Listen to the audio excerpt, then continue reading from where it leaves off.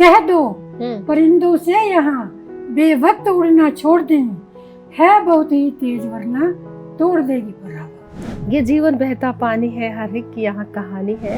आपने अपनी माँ के बारे में बताया था कि बहुत काम करवाती थी माँ, और 4 बहनें थी, दिन में सोने नहीं देती थे। कर्मठता का पाठ मैंने अपनी माँ से सीखा। वो कहती थी लड़कियां ही क्या जो दिन में पढ़ के सो जाए, ऐसे बोलती थी वो। सच तो ये है अभी जो हमारी पीढ़ी के लोग हैं ना, उनके जो माँ बाप हैं उन्होंने संघर्ष किया ही किया है। उन्होंने हमारे अंदर वो जो कहते हैं ना दूरदर्शिता का एक दृष्टिकोण, विजन भरा। नारी तो एक बच्चा है, पर जो लड़के में लड़के का बीजारोपण और लड़की में लड़के का बीजारोपण लड़की समाज करता है। हर पल मन को समझाती हूँ, भय नहीं कोई पर लगता है आज हवा की आहट से भी अपने घर में डर लगता है। ओहो।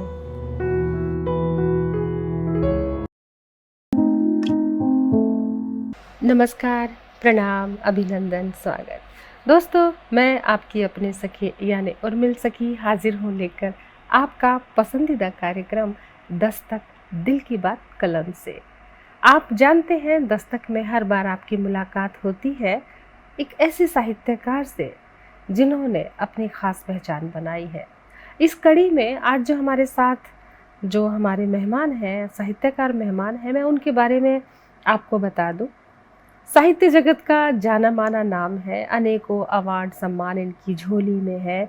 कहानी, गीत, गज़ल, बाल साहित्य रचती हैं और रेडियो टीवी पर अक्सर पढ़ती हैं। और कोई ऐसा मंच नहीं, कोई ऐसा स्टेज नहीं, साहित्यिक मंच नहीं जहाँ पर अपनी प्रस्तुति देती ना हो। और कोई भी पत्र पत्रिका हो, मैगज़ीन हो, साहित्यिक मैगज़ीन है, उनके रचनाएं जो है उनकी प्रकाशित होती रहती है समय समय पर। और हमारे ट्राई सिटी में तो एक गज़लकार के तौर पे अपनी खास पहचान रखती है। जी हाँ, मैं बात कर रही हूँ संतोष धीमान जी की। और उनसे मुलाकात करवाने से पहले मैं एक बात और कहना चाहती हूँ कि ये जीवन बहता पानी है, हर एक की यहाँ कहानी है। कहानी है उत्सव की, उल्लास की, खट्टे मीठे अनुभवों की, एक आम शख्सियत से खास शख्सियत बनने के सफ़र की कहानी है दस्तक दिल की बात कलम में आज हमारे मेहमान की। तो करवाते हैं उनसे मुलाकात, तो देर कैसी। जी हाँ, संतोष जी, आप हमारे स्टूडियो में आए, आपने दस्तक में दस्तक दी, आके दिल की बात कलम से कहने के लिए हमारा निमंत्रण स्वीकार किया। आपका हम बहुत बहुत अभिनंदन करते हैं, स्वागत करते हैं। उर्मिल जी, सबसे पहले तो मैं आपका धन्यवाद करती हूँ जी, और आभार प्रकट करती हूँ कि आपने मुझे जस्ट टीवी के इस प्रांगण में आने का न्योता दिया। और मैं जस्ट टीवी का भी धन्यवाद करती हूँ जी, जिसके जिसके प्रांगण में बैठ के मैं अपने मन की बात कहूँगी, जी, जीवन के खट्टे मीठे अनुभव ऐसे आपको बताऊंगी, बातें साझा होंगी। हाँ, हम खुद ब खुद उगलवा लेंगे। अब चिंता ना करें, मुझे अच्छा लगेगा, मुझे अच्छा लगेगा। पत्ते खोलना मुझे अच्छे से आता है। धन्यवाद जी। और बात यही है कि हम भी बहुत भाग्यवान हैं कि आपके संरक्षण में बैठी हूँ मैं। आप हमारी आदरणीय हैं साहित्य के तौर पर भी, और व्यक्तिगत तौर पर भी आपसे हमेशा बहुत कुछ सीखने को मिलता है। जब से मिले हैं आपसे 15-20 सालों में हमने आपको देखा है मंचों पर सुनाते हुए, आपकी परछाई है हम। मैं तो ये कहती हूँ, आप जो जिस अंदाज का लिखती हैं, जिस अंदाज से पढ़ती हैं, जो जैसा आपका नाम है संतोष, आपके जीवन में संतोष है, आपके चेहरे पर संतोष है, ऐसा व्यक्ति तो मेरे समक्ष बैठी हैं। और मेरे लिए तो आदरणीय रही हैं आप हमेशा। और आज मेरा भी सौभाग्य है कि मैं टीवी स्क्रीन पर, जस्ट टीवी के प्रांगण में आपके समक्ष बैठ के आपसे सवाल कर रही हूँ। अब इतने सम्मान देने के बाद तो मेरे पास शब्द ही नहीं है। जी, जी। मैं किन शब्दों में आपका धन्यवाद। बहुत शब्द है, शब्द निकलेंगे बात बात में। और तो संतोष जी, हमारे जो दर्शक हैं वो इंतजार में होते हैं सुनने के, रचनाओं के, और ये सुनने के इंतजार में भी होते हैं कि आज जो मेहमान है दस्तक में वो कहाँ से हैं, उनका जन्म कहाँ हुआ, कहाँ उनकी परवरिश पैदाइश हुई, कहाँ पढ़ाई लिखाई, और कहाँ का रहने वाला है, किस इलाके से है, किस शहर से है, किस कस्बे से है। तो बहुत उनको इच्छा रहती है जानने की आज के शायर को, मेहमान को। तो अपने बारे में प्रकाश डालें, आपका जन्म, शिक्षा, पढ़ाई लिखाई, परिवार। जी। मेरा जन्म जब पंजाब और हरियाणा एक था तब हुआ 1956 में। 56 में? हाँ जी। जी। और ऐसे जिसको कहते हैं ना भी दक्षिणी हरियाणा कह लो या बिल्कुल हरियाणा का जो मर्म था वहाँ से हुआ। उस टाइम पानीपत जिला नहीं था, करनाल था। अच्छा। हाँ, पानीपत जिला भी नहीं था? ना ना ना, अच्छा। करनाल था। और करनाल जिले में एक गांव आता है मनाना, तो वहाँ मेरा जन्म हुआ। ये मेरी खुशकिस्मती कह लो या मेरे पिताजी के लिए रोटी रोजी का चक्कर कह लो। जो मनाना के साथ ही एक कस्बा था समालखा मंडी, वहाँ वे आए। उन्होंने अपना एक छोटा सा व्यवसाय शुरू किया और वहाँ फिर मेरी शिक्षा दीक्षा हुई वैश्य कन्या पाठशाला में। जी। मेरी सारी जो 10वीं तक की जो मेरी पढ़ाई है वो मेरी समालखा मंडी से ही है जी। और मैं वहीं से पढ़ी। पर जो मेरा आगे का सफ़र था ना वो बहुत कठिन था जी। वो कैसे? वो जो मेरे पिताजी थे वो मैंने बताया ना, बाकी तो उनके सब भाई गांव में ही थे, हम ही समालखा मंडी में आए थे। गांव से शहर को पलायन किया? कस्बा था, कह लो, शहर भी नहीं था जी। पर गांव से तो कट ही गए थे। हाँ जी। अब बाकी भाई तो सारे गांव में थे। मुझसे पहले जितनी भी मेरी सिस्टर्स थी उन्होंने 8वीं पास करने के बाद उनकी शादी कर दी। अच्छा, है ना। आप कितने बहन भाई थे? हम खुद तो 4 बहनें थी और एक भाई था। अच्छा। तब भी बड़ा कहते थे 4 बहनों ने भाई को दबा लिया। अच्छा। सच बात मैं बताती हूँ ये, बिल्कुल बिल्कुल। हाँ। अच्छा। चलो उसके बाद फिर मेरे से 14 साल बाद, छोटी सिस्टर से 14 साल बाद, अच्छा, फिर एक बेटा और हुआ। 14 साल के बाद? हाँ, एक बेटा और हुआ जी। उस वक्त तो इतनी समझ नहीं थी, पर आज मुझे लगता है भी क्या बेटे इतने जरूरी हैं। समझ रहे हो ना? समझ रहे हैं। बिल्कुल बिल्कुल। चलो ये तो हाँ। अगर मैं उनकी भाषा में कहूँ तो उनकी खुशी थी। हाँ, बिल्कुल बिल्कुल बिल्कुल। तो आपकी पढ़ाई फिर कैसे हुई? पढ़ाई तो 8वीं के बाद ब्याह कर दिया गया। 10वीं में मैं डिस्ट्रिक्ट करनाल में फर्स्ट आई। 10वीं क्लास में? अच्छा। तो मेरी 2 टीचर थी, एक थी निर्मल वाधवा और एक थी रानी जैन। रानी जैन मुझे इंग्लिश पढ़ाती थी और वो मुझे, जो निर्मल वाधवा थी वो मुझे हिंदी पढ़ाती थी। मुझे अब भी याद है 7वीं क्लास में मैंने हमारा हरियाणा, क्योंकि उसी टाइम बना था हरियाणा, 66 में बना था। तो मैं और 69 की ये 7वीं क्लास में थी मैं। 67 68 होगा। तो निबंध लिखा मेरा हरियाणा में। अब वो हमारी माँ जो बोलती थी, बाजरे की खिचड़ी बनाते थे, तो वो माँ बोलती थी बाजरा गई मैं बड़ा अलबेला, 2 मुसल से लड़ू अकेला। अच्छा। जो तेरी नाजो खिचड़ी खाए फूल फाल मोटी। 2 मुसल से लड़ू अकेला। हाँ। यानी कि खिचड़ी का वो जो कूटने का होता है, 2 मुसल होते थे। वहां से 2 जने कूटते थे ना, 2 जने मिलके कूटते थे। अच्छा। तो 2 ही कूटते थे। बाद में एक कूटने लग गया। अच्छा। तो अब वो जो बातें थी, है ना, कई बार मम्मी बोलते थे जैसे हमारा देश हरियाणा, दूध दही का खाना। मैंने जो वो बातें सुनती थी ना घर में, सब उस निबंध में लिख दी। अच्छा। मुझे तो पता नहीं था इन चीजों का जी। जब वो जो मेरा जो निबंध था, मैं हैरान रह गई। उस टीचर ने पूरी, जब वो जो प्रार्थना सभा होती है ना हमारी, उसमें पढ़ के सुनाया। कहते मैं हैरान हूँ भी 7वीं के बच्चे का विजन इतना बड़ा भी हो सकता है। जो मैंने हरियाणा के बारे में लिखा, या उसके पीछे एक रीजन था, जो मेरे दादाजी थे ना वो बहुत विद्वान थे, बहुत ही विद्वान थे। उन दिनों चंद्रकांता संतति, सरस्वती चंद्र और बहुत सारे वो जो पुस्तकें पढ़ते थे ना, मैं तो सोचती ही रहती थी मैं सारा दिन दादाजी किताबों में क्या ढूंढते हैं, है ना। और जो मुझे पढ़ाई की जो लगने लगी, मैं कैसे फर्स्ट आई 10वीं में, वो भी मेरे बाबा जी की देन है। मुझे अब भी याद है, मैं 3री क्लास में फर्स्ट आई थी। बाबा जी को आके बताया भी दादाजी मैं तो 3री क्लास में फर्स्ट आई।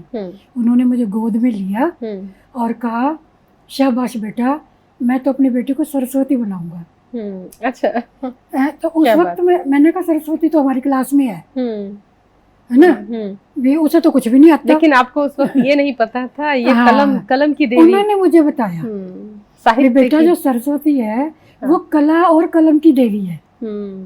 जितनी भी कलाएं हैं, मूर्ति गढ़ने की है, या जैसे कहते हैं भी वो चित्रकारी करने की है, पढ़ने की है, लिखने की है, कला और संस्कृति जो है वो, जो जिसको कहते हैं ना, जिसको हम कहते हैं क्रिएशन, कहते हैं वो जो ज्ञान है उसकी देवी सरस्वती है। क्या बात है।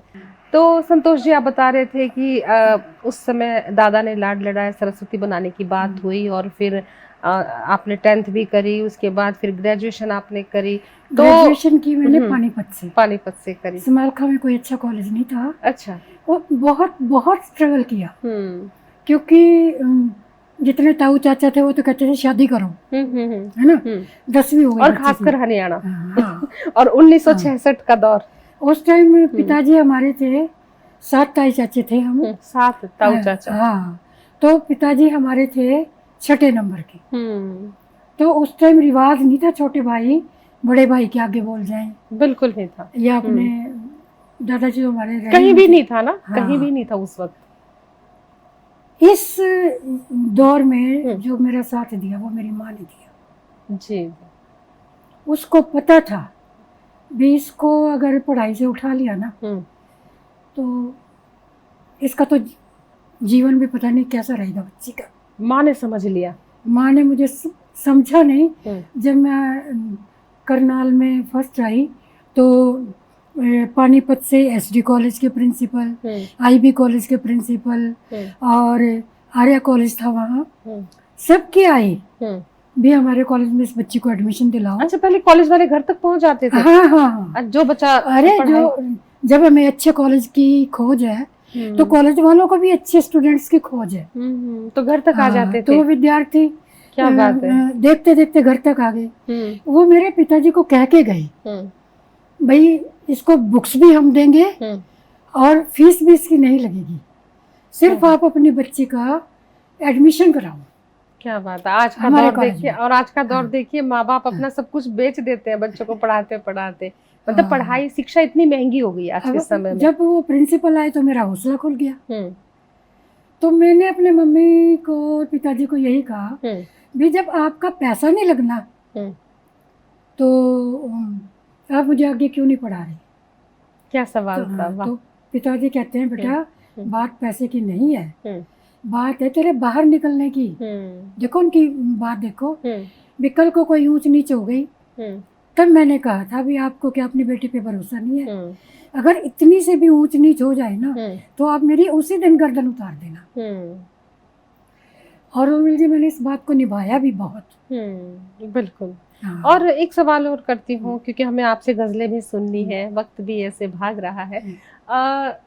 आपने अपनी माँ के बारे में बताया था कि बहुत काम करवाती थी माँ, और 4 बहनें थी, दिन में सोने नहीं देते थे। तो वो उसके ऊपर थोड़ा सा प्रकाश डालिए। मेरी माँ इतनी कर्मठ थी, इतनी कर्मठ थी।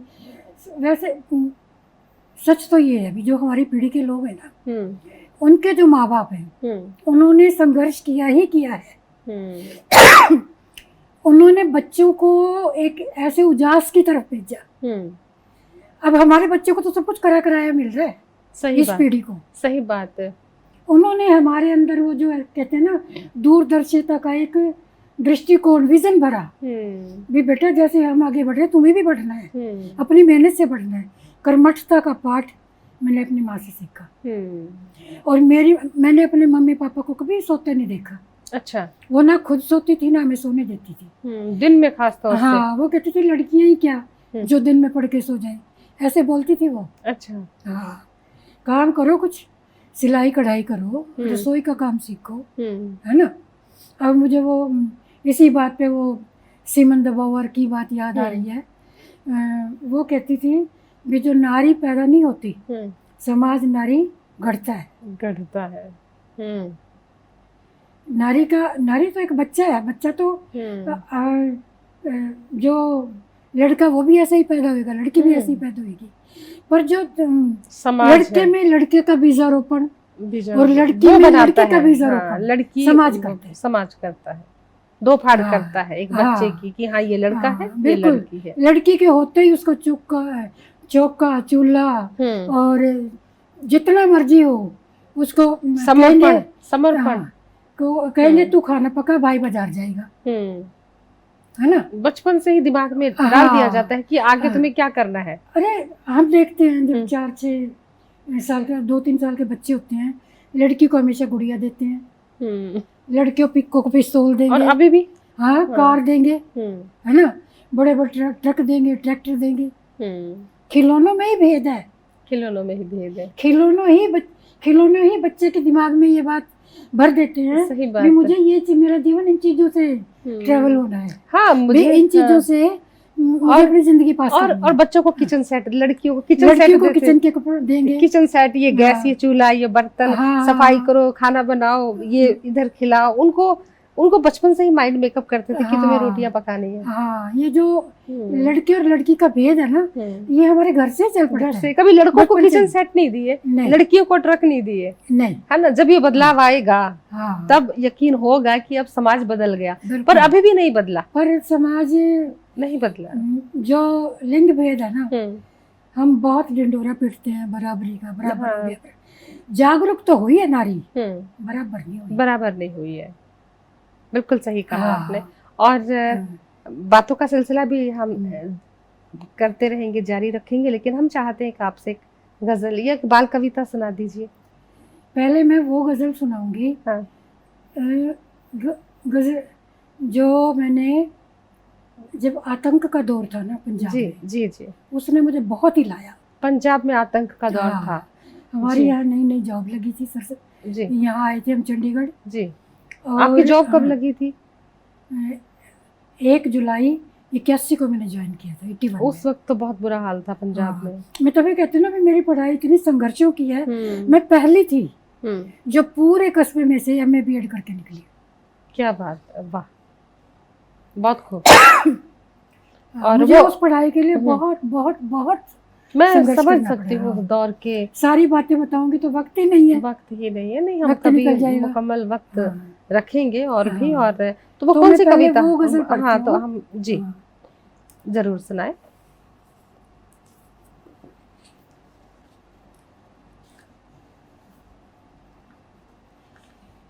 ये गजल, इसके पीछे भी एक कहानी है। शुरू में आतंकवादियों ने बस से उतार के 4 जो व्यक्ति थे उनको मार दिया था।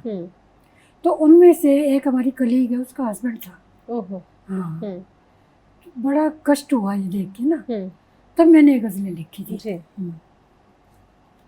कोई तो वजह होती है ना। हाँ, नहीं, मैं अंदर से हिली। हाँ, अंदर से हिलने के बाद ही कलम चलती है। हाँ जी, स्वागत है।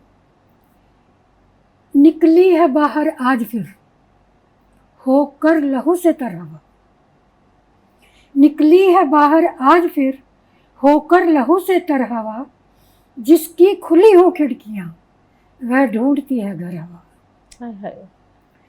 है सभी वैसे के वैसे धूप धरती आसमां, है सभी वैसे के वैसे धूप धरती आसमां, हो गई गुम किस दिशा में सांस लेने भर हवा। और कह दो परिंदों से यहाँ बेवक्त उड़ना छोड़ दे। हाय, क्या मतलब सचेत कर रहे हैं। वाह। कह दो परिंदों से यहाँ बेवक्त उड़ना छोड़ दें, है बहुत ही तेज वरना तोड़ देगी पर हवा। क्या बात है, वरना तोड़ देगी पर हवा। वाह वाह। है नजर में आग कितनी आसमां भी देख ले, है नजर में आग कितनी आसमां भी देख ले, हमने हर तूफान में रखा है ऊंचा सरहवा। और लेके कस्तूरी महक इस मातमी माहौल में, मातमी माहौल, लेके कस्तूरी महक इस मातमी माहौल में, चाहे थोड़ी देर रही जिंदा रहे क्यों कर हवा। क्या बात है।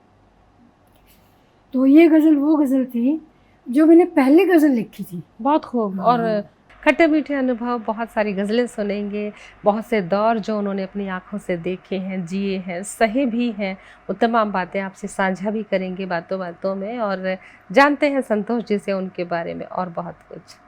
तो संतोष जी, आप जो है उस दौर को जिया आपने, देखा, उस दौर की गज़लें लिखी 1981 की, जो दंगे चल रहे थे, जो हालात थे, आतंकी माहौल था, पंजाब जल रहा था चारों तरफ से, पंजाब में जो हाहाकार था, पंजाब तबाह हुआ उस दौर के बाद। और ये बताइए कि आप गज़ल कहे, आपने इतने खूबसूरत आपने गज़ल सुनाई, तो गज़लों से रुझान कैसे हुआ आपके मन में? कब आया गज़ल लिखने का ख्याल? गज़ल लिखने का तो बाद में आया, पहले मेरे भीतर विद्रोह आया जी। विद्रोह क्यों आया? जब मैं छोटी थी ना, तो जैसे हमारी स्वीपर थी जमादार में, गर्मी में 11-12-1 बजे वो कहती थी भी गुड़िया नल का चला, मैंने पानी पीना है। मैंने कहा तो पी ले नलके से। कहती नहीं, मैंने ना नलके को हाथ नहीं लगाना। बिल्कुल सच्ची बात अब है। मान लो मैं बिजी किसी काम में मैं कार्यरत हूँ, और वो तब तक इंतजार करती थी, चाहे वो जितना मर्जी प्यासी थी। तो मैं ये कहती थी भी क्या है। मैंने माँ को भी कहा, मैंने कहा क्या नल का घिस जाएगा, अभी क्यों मना करते हैं? उस टाइम अछूत का वो जो छुआछूत है उसने हिलाया। एक पिताजी का व्यवसाय अच्छा होता गया, तो उन्होंने किराएदार रखी। तो एक किराएदार मैंने ऐसा भी देखा भी वो सुबह पानी में नमक घोल के और उसमें रोटी भिगो के खा रहा। अरे अच्छा जी। मैं वो देख के भी हिली, पानी में नमक डाल के और उसमें रोटी भिगो के खा रहा पानी में। अच्छा जी। ओहो, इतनी गरीबी भी थी। इतनी गरीबी, हाँ, है ना। तो जब कई बार किराया नहीं भी दे पाते थे, तो माँ कहती हुई बेटा उनसे बोलो किराया दे देंगे। मैंने कहा माँ जब उनके पास है नहीं कहाँ से दे देंगे, आप रहने दो, कुछ नहीं होता। माँ भी मेरा मुंह देखने लगती थी भी। कितनी संवेदना, कितना एहसास, कितना महसूस कर रहे थे आप। ये विद्रोह आया मेरे दिमाग में, कैसा समाज, कैसा, कितनी विसंगतियां हैं, कितनी छुआछूत है, कितनी बेबसी है, कितनी विकलता है, कितने व्याकुल हैं लोग। तब मेरे दिमाग में आया भी इनके बारे में कुछ कहा जाए, है ना। मैंने छोटी छोटी कहानियां, ये बातें मैं जब हमारी वो प्रार्थना सभा होती थी ना, बाल सभाएं होती थी, हाँ, शनिवार को, हाँ। तो वो कहते थे भी आप अपनी बात कहो। जब मैं कहती थी ना तो मैं रो पड़ती थी। तो वहाँ मुझे रानी जैन जो हमारी टीचर थी ना, वो कहती थी संतोष क्रोध को तू पाल ले, तो अपने अंदर रख, क्या बात है, लिख तुम बेटा, तुम लिख सकते हो, लिखो आप भी। जो हम आपके लिखी हुई चीजें, मेरे भी रोंगटे खड़े होते जा रहे हैं जो हम आपकी लिखी हुई चीजें देखते हैं ना, तो तुम बहुत अच्छा लिख पाओगे। उसने मुझे बताया। और फिर पढ़ाई लिखाई में जैसे बीए हो गई, बीए के बाद फिर चक्कर चला, शादी। उस वक्त मुझे भी याद है भी मैं 13 दिन तक लिक्विड पे रही थी।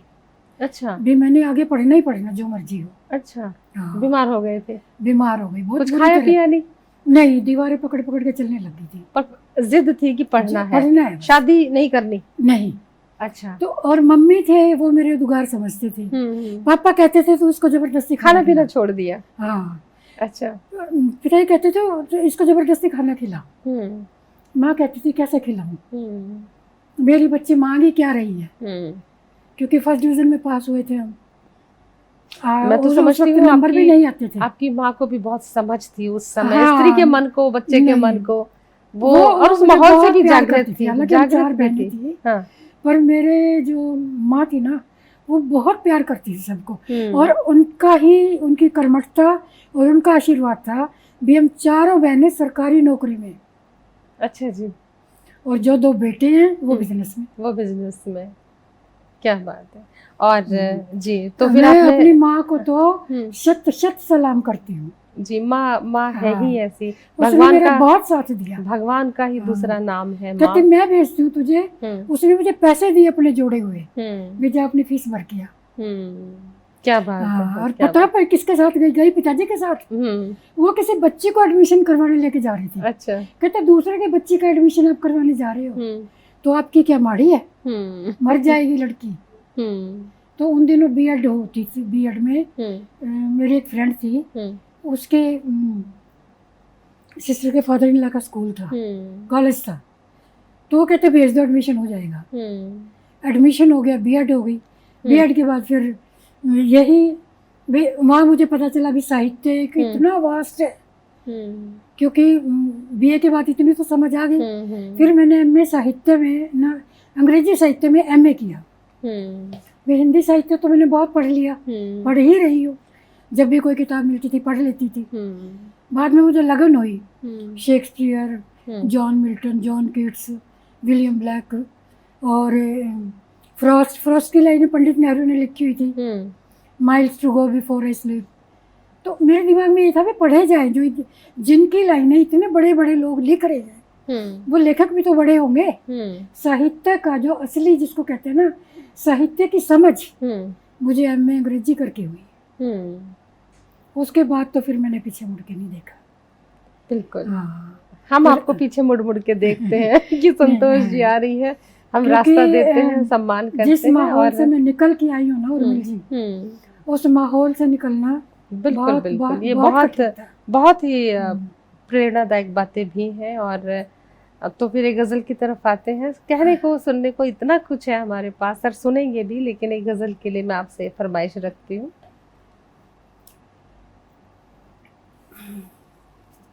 आप कहानी भी लिखती हैं, गजल कहती हैं, बाल साहित्य है, कविताएं हैं, और आपके जो लिटरेचर के ऊपर है, कथा या काव्य यात्रा पर भी आपके ऊपर जो है शोध हुआ है, है ना, कुरुक्षेत्र यूनिवर्सिटी से 3 किताबें थी उस वक्त। हाँ, वही क्वांटिटी की बजाय क्वालिटी, बहुत क्वालिटी मैटर्स।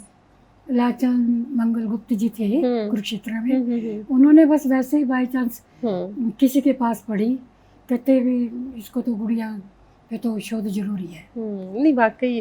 और जी, अब तो एक गजल और सुनते हैं, फिर कहानियों पर भी बात करनी है। और जी, गजल मैं बात कहूंगी, क्योंकि गजलें तो मैं कहती रहती हूँ, आज मुझे बात करने का मौका मिला। तो ठीक है, बात कर लेते हैं। छोटी छोटी प्यार की मैं कहूंगी। एक है,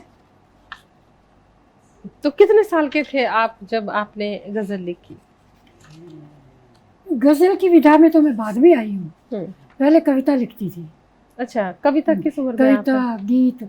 कविता तो मेरी जो कॉलेज की मैगजीन छपती थी ना, तो उनमें मैं देती थी। कभी अच्छा इतनी, वो मैं बता रही हूँ भी, इतना तो हमारे दादाजी के देहांत के बाद पिताजी तो हमारे थे ही नहीं, वो उनकी तो साहित्य में कोई रुचि ही नहीं थी, उनको तो अपना व्यवसाय चलाना था। और जब आदमी 99 के गेड़ में पड़ जाते हैं ना, फिर उसे साहित्य नहीं सोचता। ऐसा कोई मुझे रास्ता नजर ही नहीं आया भी कोई मुझे कह दे भी तुम लिखो और हम छपवा देते हैं उस वक्त। हाँ। और चलो, आपने कहा कि आप बातों पर आज बात करने का ज्यादा मन है, तो गजल के तो मैं आपसे बातें ही करती हूँ। तो ये आपकी पुस्तकें हैं, जैसे कि आओ खोले बंद झरोखे। जी, तो ये जो किताब है, ये बाल साहित्य है? नहीं, ये गजल की है। ये 92 में आई थी। 92 में आई थी। ये भी गजल की है जी।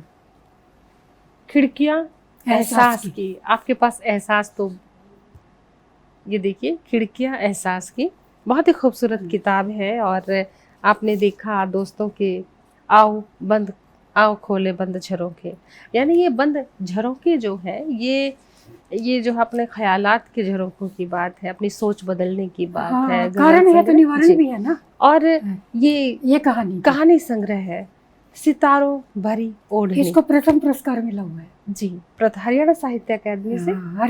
हरियाणा साहित्य अकादमी से श्रेष्ठ कृति अवार्ड से सम्मानित है मैडम। और इस पुस्तक के लिए सितारों भरी ओढ़नी, ये सितारों भरी ओढ़नी एक औरत के ही दर्द का प्रतीक है, उसके संघर्ष का प्रतीक है। और इसके साथ आप देख रहे हैं, ये पुस्तक है पंख तुम्हारे रंग बिरंगे। पंख तुम्हारे रंग बिरंगे बाल साहित्य है। और इसी कड़ी में बहुत बस कुछ है, और भी फिर दूसरा संकलन भी आए ये हैं। शोध यात्रा ये का शोध है। यात्रा है, एक शोध यात्रा पत्र है काव्य यात्रा के ऊपर, लघु शोध प्रबंधन है मैडम का कुरुक्षेत्र यूनिवर्सिटी से। ये बहुत बड़ी बात है, किसी साहित्यकार के ऊपर इस तरह से शोध होता है और उनकी रचनाओं पर, उनके व्यक्तित्व पर। और बहुत कुछ है हमारे पास, बहुत कुछ सुनना भी है। बातें करने में इतना अच्छा लग रहा है, सुनने के लिए हम किसी और दिन निश्चित करेंगे, बहुत कुछ सुनना है आपसे। धन्यवाद। और जैसे कि आप लिख रहे हैं, तो पहले तो ये बताइए कि आप गजल कहते हैं, कविता भी कहते हैं, आपकी पुस्तक गीत भी है और कहानी भी है, बाल साहित्य है। सबसे ज्यादा पसंदीदा विधा क्या है आपकी? सबसे ज्यादा विधा, अगर मैं समाज के सरोकारों को देख के लिखती हूँ तो मैं गजल लिखती हूँ, और जब मैं निजता की बात करती हूँ तो मैं गीत लिखती हूँ। क्या बात है। और कहानी कब लिखते हैं? कहानी अभी मैंने, एक तो पुस्तक मेरी आ गई, 5-6 कहानियां हैं। जब 6 को और हो जाएंगी तो एक किताब और पुस्तक आ जाएगी। जी। आपकी कहानियों का ताना बाना जो क्या रहता है? समाज का व्यक्ति। हाँ, समाज का व्यक्ति, उसके प्रति जो अन्याय होता है, ये जो समसामयिक समस्याएं हैं, उनको, वही आधार है मेरी कहानी का। जी। हाँ, और क्योंकि मैं सोचती हूँ कारण है तो निवारण भी है। हाँ। आप शहर की लगभग सभी संस्थाओं में आमंत्रित रहती हैं, मंचों पर रहती हैं और गरिमापूर्ण उपस्थिति होती है आपकी। तो आपको क्या लगता है कि ट्राई सिटी में, खासकर मोहाली, चंडीगढ़, पंचकुला ट्राई सिटी है, इस ट्राई सिटी में किस तरह का लिखा जा रहा है? आपके शहर के साहित्यकार कैसा लिख रहे हैं? देखो जी, अगर मैं अपने साथियों की बात करूंगी तो बहुत लंबी चौड़ी बात हो जाएगी। जी। मैं इतना ही कहूंगी, जो आने वाला समय है ना, उसमें महिलाओं का बहुत योगदान रहेगा। जी। अब क्योंकि बहुत सारी महिलाओं ने लिखना शुरू किया और वो अच्छा लिख रही हैं। जी। सकारात्मक लिख रही हैं। जी। जब समाज में सकारात्मक संदेश जाना शुरू हो जाए ना, तो कहते हैं चाहे तिल तिल ही सही, बदलाव आना शुरू हो जाता है। सही बात। चंडीगढ़ में तो बहुत साहित्यकार हैं, साहित्यिक माहौल भी है। माहौल भी है। और कैसा लिखा जा रहा है? बहुत अच्छा लिखा जा रहा है। मैं हर समस्या पे, कोई भी समस्या है, कथा वस्तु आज के समय के समसामयिक विषय होते हैं। और जागरूक है, महिला जागरूक है। अब वो बात नहीं अभी प्रीत प्रेम ही विषय हो, समाज भी है और विद्रोह भी है, अपनी बात कहने का ढंग भी है। हर पल मन को समझाती हूँ, भय नहीं कोई पर लगता है। हाँ। हर पल मन को समझाती हूँ, भय नहीं कोई पर लगता है। आज हवा की आहट से भी अपने घर में डर लगता है। ओहो। जलते घर, नफरत की आंधी, खूनी मंजर देख देख कर झुके हुए बोझिल कंधों पर और किसी का सर लगता है। हैरान हूँ कि आसमान में हर सू बाज उतर आए हैं। क्या बात है। हैरान हूँ हर सू कि आसमान में हर और चारों तरफ बाज उतर आए, हर सू बाज उतर आए हैं। चिड़िया हैं खामोश सोचकर अब खतरे में पर लगता है। और किस शैतानी जादूगर ने संदेहों की कील ठोक दी। क्योंकि मेरा ये मानना है भी, ये जो कांड होते हैं ना, अपने आप नहीं होते जी। किस शैतानी जादूगर ने संदेहों की कील ठोक दी। इस बस्ती का हर बाशिंदा घर में भी बेघर लगता है। क्या बात है, वाह वाह। और मानवता भी है सदमे में, बिखरी असमत कहाँ समेटूं। मानवता भी है सदमे में, बिखरी असमत कहाँ समेटूं। धरती का धानी रंग दामन आज लहू से तर लगता है।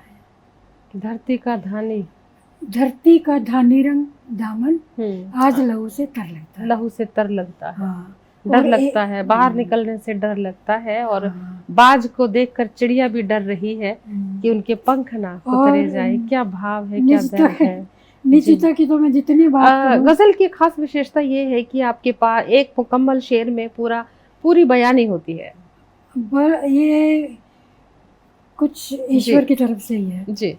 अच्छा, ये बात तो मैं निजता की करने लगी थी, पर कहीं ना कहीं मैं, वो कहते हैं ना, मैं अपने आप को एक बहुत बड़े परिवेश का हिस्सा मानती हूँ। जी, स्वागत है। हाँ, तो वो है, चाहत के ये दर्द जहन में बन एहसास उतर जाएंगे। चाहत के ये दर्द जहन में बन एहसास उतर जाएंगे, तेरी याद से ही जिंदा है, भूलेंगे तो मर जाएंगे। क्या बात है।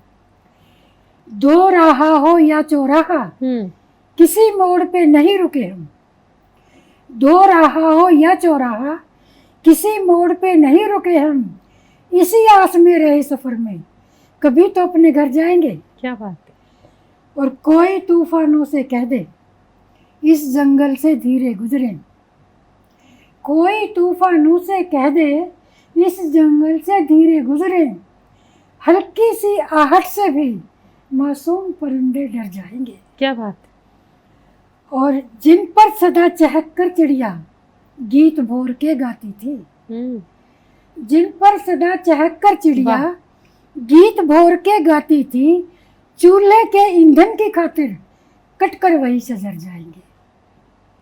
क्या बात है। दवा दुआ ना कोई मरहम, हरे रहे हैं हरे रहेंगे। दवा दुआ ना कोई मरहम, हरे रहे हैं हरे रहेंगे, ये बातों के जख्म टीसते साथ जिंदगी भर जाएंगे। क्या बात है। और हैरान हैं सब बीच शहर में कांटों के जंगल उगाए। हैरान हैं सब बीच शहर में कांटों के जंगल उगाए, अपने ही बोए बबूल हैं, सबको घायल कर जाएंगे। क्या बात है। वाह। और यह दिल वालों की है बस्ती, इसमें जरा संभल कर रहना। क्या बात है।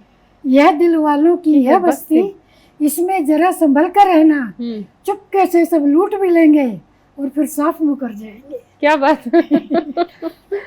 दोस्तों, आज आपकी मुलाकात हुई संतोष धीमान जी से। आपने जाना उनके बारे में बहुत कुछ, जीवन के बारे में, उनके खट्टे मीठे अनुभव, बहुत सी ऐसी बातें जो प्रेरणा है हमारे लिए, और कैसे संघर्ष होता है एक स्त्री का पढ़ने के लिए, वो भी खास तौर से, और संघर्ष था, परिवार का, माँ का सहयोग कितना मुकम्मल होता है, कितना सही साबित होता है सही मार्गदर्शन में। और तो अब मुझे और संतोष धीमान जी को दीजिए अनुमति, क्योंकि मुझे तो फिर लौटना है लेकर एक और दस्तक। किसी भी इन्फो के लिए आप हमें इन्फो करें, info@justbroadcasting.com पर। यूं ही अपनी प्रतिक्रिया देते रहिए, अपना प्यार सुझाव बनाए रखें, अपने दुआएं बनाए रखें। और दोस्तों, मुझे और संतोष जी को दीजिए अनुमति। प्रणाम।